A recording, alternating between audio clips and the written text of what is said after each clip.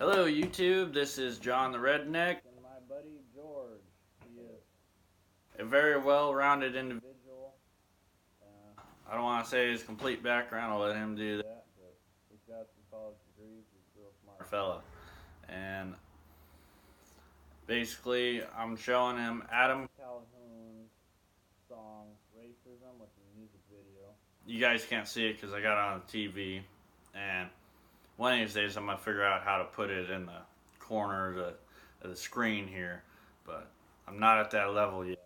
And when I do get at that level, it'll be freaking tight. But we'll get this started. So here's the song, George. Hillbilly, nigga, white trash, fuck you, nigga. What the fuck you rapping for?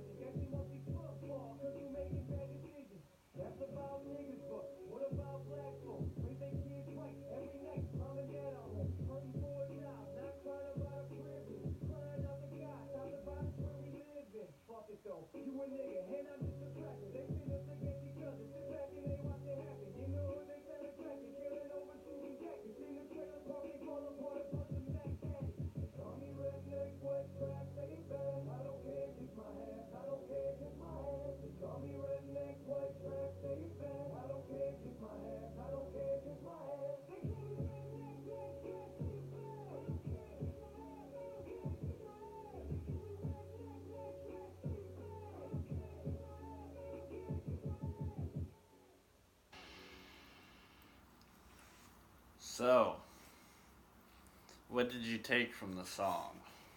No, I see what the song's talking about. I feel like the song is trying to separate the stereotypes between whites and black, and how there are some, you know, individuals in the white community and the black community that are making it bad for all of us, but we can't lump them all together. They all are trying to work, trying to make it through too, but we do have those who are bad, you know. Yeah. And I love in the part of that last part of the music video how it's got the white folk and it's got the black folk right next to each other, and the only difference you seen between them was their skin color.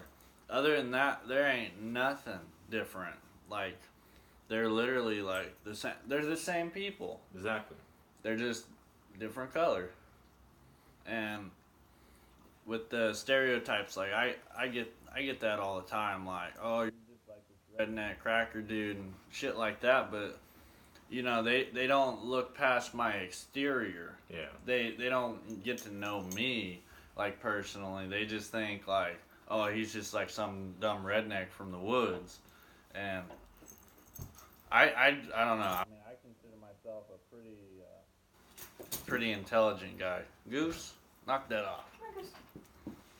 Like, I don't know, I consider myself pretty intelligent. I wouldn't say I'm the smartest man in the world, but I mean, I don't consider myself, you know, like this dumb hick. Yeah. And like I said, I pretty sure you've had some experiences before as well. Would you mind talking about some of your experiences? Yeah, because, coming from an Asian community, Asian American community, especially being Hmong, a lot of people know what you are. When you're Hmong, people, Oh, you're Chinese or you're yeah, people think you're Chinese. I've been called Chinese my entire life. People think that you're some other ethnicity other than being Hmong, and that you came into this country to try to reap the benefits, to try to, work the system. But they don't understand that we come in here not just as refugees, but a lot of us come in here as, fighters. We fought with American in the Vietnam War. yeah, like they don't think about the secret war, and they don't think about a lot of like because you don't hear about Hmong history in school. Like you, all you hear is, oh, there's just some refugees, just coming from from Thailand, and you won't even hear that unless you look into it yourself. Exactly, and even even though technically the technical term is that we are refugees, we didn't come to this country free. We Yeah. paid our price. We paid our price in the battlefield. We paid our price by the blood of our uncles and grandmas and grandpas who died fighting to prevent the Ho Chi Minh Trail from being supplied. Exactly. We paid our blood, and one of the few racism, or not racism, but more of just not understanding that in situations where there's a lot of dispute and a lot of anger towards Hmong community, especially during Steve Lee, right? You know Yeah. Steve Lee? He's want to be mayor for Elk Grove right now, and when he was running for mayor, a lot of people were telling him to go back to where he came from, to go back to where he come from. This isn't his country, he's not, he doesn't belong here. He doesn't deserve to be here. He just got here freely. Yeah. And then his argument is always, no, my mom, my dad he spilled his blood protecting Americans to fight against the Vietnam War. That's our contribution to this country. And as much as I am Hmong, I'm American first. Mm-hmm. And I think that's one thing that See, I love that you placed it like that, because there's so many people that don't do that. Yeah. And it's ever since, I'd consider even during the Vietnam War, like Hmong people to be American first, because for the people to sign up and say, hey, let's help America, and maybe they'll help us out too, but it wasn't just so much that. It was like, we're gonna help out America, and if Vietnam wins the war, we know that hell is coming for us. And we know that they're not gonna just throw us in some camps or shit like that. It's gonna be POW stuff, basically for the rest of our lives. Yeah. So we either have to go to America, or we have to go hide in the jungle, basically, and mountaintops and stuff like that, and stay away. Otherwise, the Lao National Army is gonna come after us, or and that's a whole nother subject within itself. Yeah. But Yeah, so that's deeply, that's a little bit off topic, but back to the my experience with racism. I've been experienced racism throughout my entire life, especially growing up in San Diego, because that's where I grew up. I was born in San Diego, and I came up here.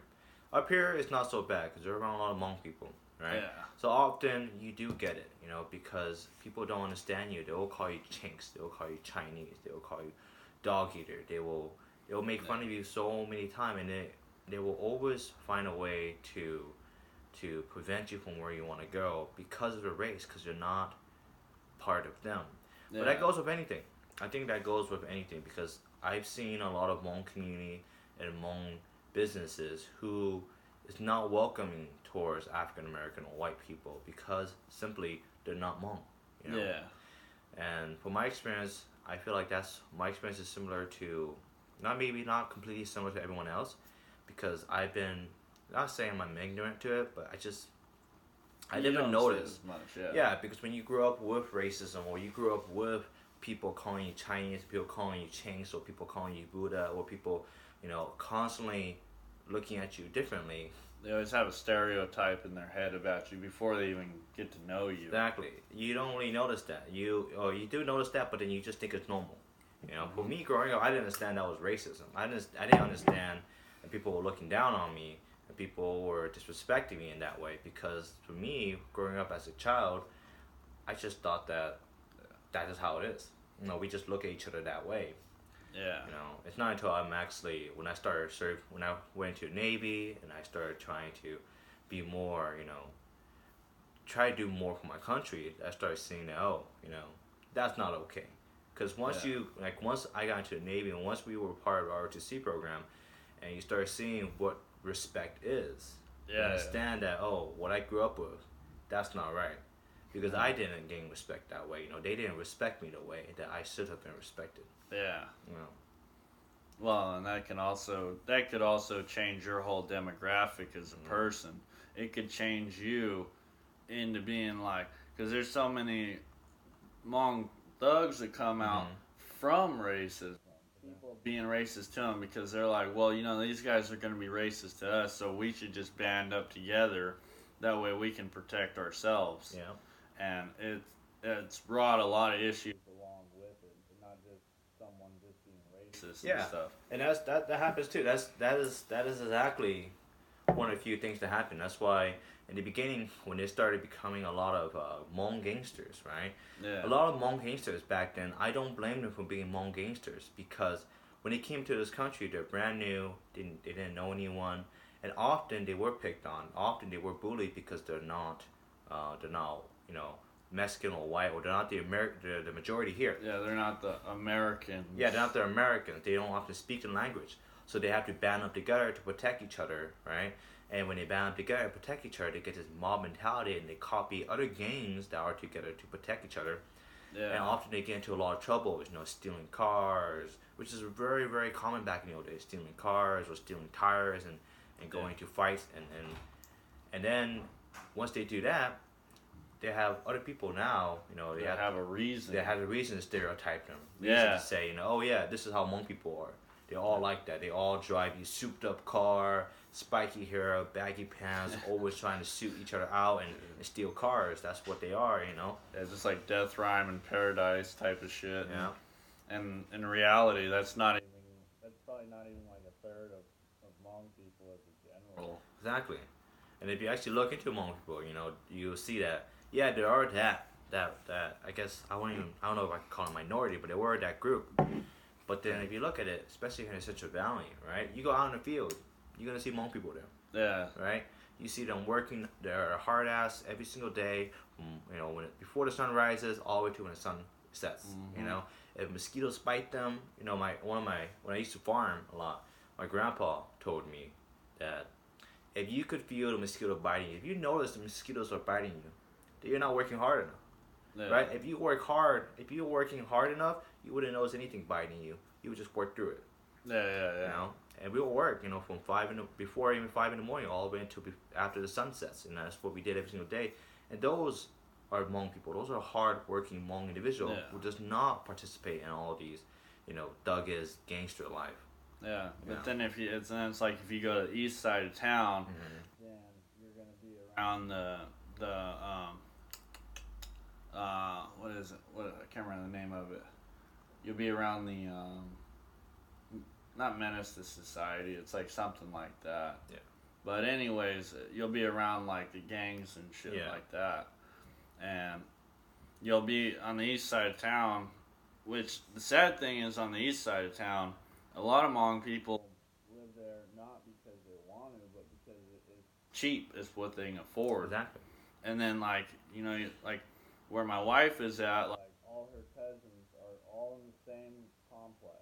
Yeah. And they all live there. And what had happened was a couple of them moved in there, and then as the neighbors would move out, they'd call her cousins and be like, "Oh, hey, come move over here with us."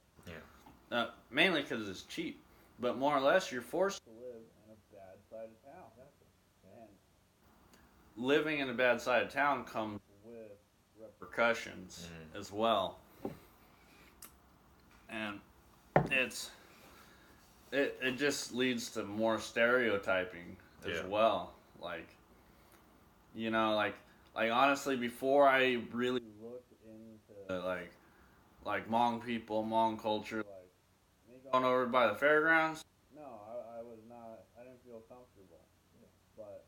once I realized like who was living over there, I was thinking, well, these people aren't that bad. I mean, yeah, they live in a bad area. There's a lot of crime around here, but this specific spot, it's not that bad. Like they keep it good. Exactly.